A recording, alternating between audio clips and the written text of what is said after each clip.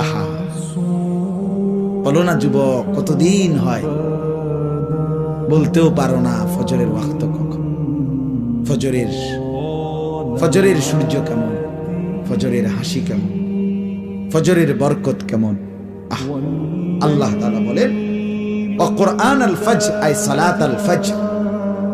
বাকি ফজরের নামাজকে কোরআন বলা হয়, মানে ফজরের নামাজ এটার নামাজও, আর এটার নামাজটাই কোরআন।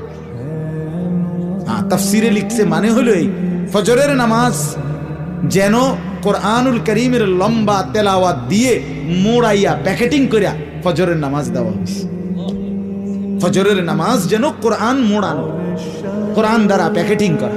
এই জন্য ফজরের নামাজের তেলাওয়াত কোরআন শরীফ লম্বা হয়, লম্বা হয় না?